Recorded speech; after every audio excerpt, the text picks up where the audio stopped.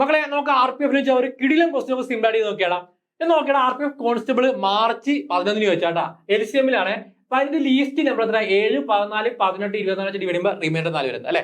അപ്പൊ ഇങ്ങനെ ക്വസ്റ്റ്യൻ വരുമ്പോൾ ഇതിലെ കൺവെൻഷനിൽ വരികയാണെങ്കിൽ നമുക്ക് 2-3 മിനിറ്റ് എടുക്കും ചെയ്യാം അല്ലെ. ഞാൻ എപ്പോഴും പറയാണ്ട് ഓപ്ഷൻ എലിമിനേഷൻ നമ്മൾ ചെയ്യണം അല്ലെ. ഇവിടെ നോക്കണം, ഇവിടെ 18 വെച്ച് നോക്കാം. 18 വെച്ച് ഡിവൈഡ് ചെയ്യുമ്പോൾ റിമൈൻഡർ എത്ര? റിമൈൻഡർ 6 എന്നാ പറഞ്ഞേക്കണം അല്ലെ. അപ്പൊ 18 നമുക്ക് 2 × 9 അല്ലെ. അപ്പൊ 9 വെച്ച് ഡിവൈഡ് ചെയ്യുമ്പോൾ റിമൈൻഡർ സെയിം തന്നെ ആയിരിക്കും, 6 തന്നെ ആയിരിക്കും റിമൈൻഡർ. എന്ന് വെച്ചാൽ എന്താണ് അതിന്റെ സം ഓഫ് ഡിസ് 6 വരുന്ന ഏതാണ് ഓപ്ഷൻ, അതായിരിക്കും നമ്മുടെ ആൻസർ. അതായത് 9 വെച്ച് ഡിവൈഡ് ചെയ്യുമ്പോൾ റിമൈൻഡർ 6 വരും. ഇവിടെ നോക്കാം 5 + 1 6, therefore ഓപ്ഷൻ എ വരാം അല്ലെ.